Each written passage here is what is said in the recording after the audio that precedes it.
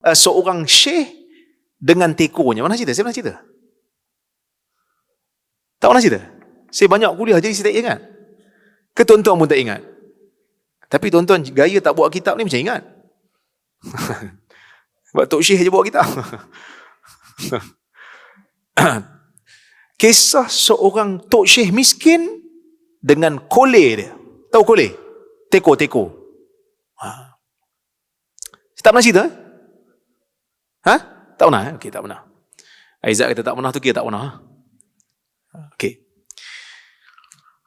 Saya nak cerita. Ini guru saya ceritalah. Di zaman dulu. Tak tahulah cerita ni betul ke tak. Tapi yang penting, ini, sebab ini bukan hadis. So boleh ambil pengajaran daripada kisah ni. Hadis tak boleh. Hadis kena pastikan kesahihan sebab dia ada hukum. Yang ni tak. Ini sekadar cerita. Ini bukan hadis. Kan? Zaman dulu. Ada seorang anak murid belajar dengan seorang guru. Seorang syekh. Kita namakan syekh ni Syekh A. Syekh A ni miskin. Tapi dia ada ilmu. Cuma Allah Ta'ala uji dia dengan kemiskinan.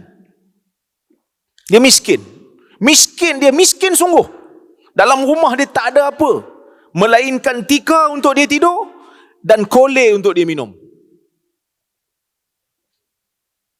Jadi anak murid dia tu berulang lah dengan Tok Syekh dia ni. Belajar.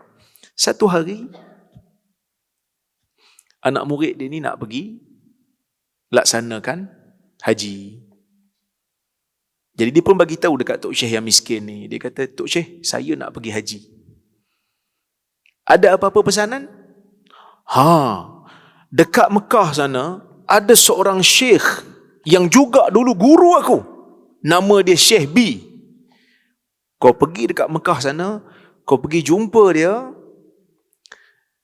kau kirimkan salam pada dia, kirimkan salam aku pada dia, kau minta dia nasihat untuk aku. Minta dia nasihat untuk aku. Aku nak nasihat daripada dia sekarang. Okey, jadi anak murid ni pun pergilah. Mengembara sampai dekat Mekah.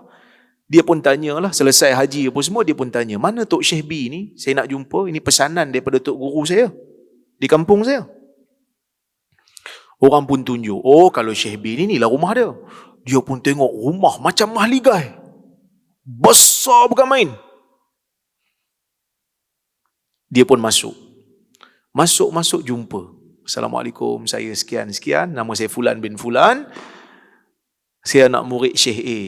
Dia kirim salam pada Tok Syekh. Dia kata, ya, tu anak murid saya. Tu anak murid saya. Apa khabar dia? Bagus, dia sihat, alhamdulillah. Cuma Syekh, saya ada satu pesanan bawa daripada dia. Dia minta saya sampaikan. Apa dia? Dia minta nasihat daripada Syekh untuk saya sampaikan pada dia. Nak nasihat dia? Ya. Kau tolong bagi tahu kat dia, buang dunia daripada jiwa dia.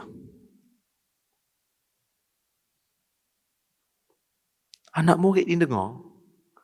Dia kata, Tok Syekh ni apa hal pula bagi pesanan macam ni? Tok Guru aku ni bukan ada dunia apa pun. Yang ada tikor dengan kolej aja. Tapi tak apalah, dah pesan kan. Dia pun balik. Sampai dekat kampung dia pergi jumpa Syekh dia balik. Syekh dia pun sambut dia dengan sebagainya. Tanya, kau jumpa tak guru aku? Jumpa. Macam mana dia? Rumah dia besar ke main? Ada minta pesanan daripada dia? Ada. Apa pesan dia? Dia pesan dekat Syekh, buang dunia daripada jiwa Syekh. Saya pun terkejut. Saya pun tahu keadaan Syekh, tapi itulah yang dia pesan. Tok Syekh dia kata apa? Pesanan dia betul. Aku dalam hidup ni, benda yang aku tak boleh buang daripada jiwa aku, kolej ni lah. Kerana ni je harta yang aku ada. Aku bangun daripada tidur, aku cari kolej dulu. Nak bagi tahu pada dia, kadang-kadang cinta pada dunia ni bukan hanya lekat pada orang kaya. Kadang-kadang dia lekat juga pada orang miskin. Maksudnya nak bagi tahu pada dia, kita semua ni sedang diuji. Kita semua ni sedang berada dalam dewan peperiksaan. Dikawal oleh malaikat. Dilihat oleh Allah Azza wa Jalla. Ujian yang Tuhan bagi, Tuhan nak tengok kita lepas ke tidak. Cuma kalau ujian macam SPM, macam STAR, macam ujian dekat universiti, ada waktu yang sama bermula dan waktu yang tamat berakhir sama. Dia bermula pukul 8.30, dia habis pukul 10.30. Siapa yang ambil exam tu sama. Cuma ujian kita ni waktu mula tak sama, waktu berakhir pun tak sama. Waktu tuan-tuan berakhir tak sama dengan waktu saya. Mungkin waktu saya lepas setengah jam ni saya mati. Maka berakhirlah tempoh ujian saya. Tuan-tuan pun lebih kurang sama. Mungkin esok, mungkin lusa. Kan? Kita tak tahu. Jadi kita sedang diuji. Ini sifat manusia.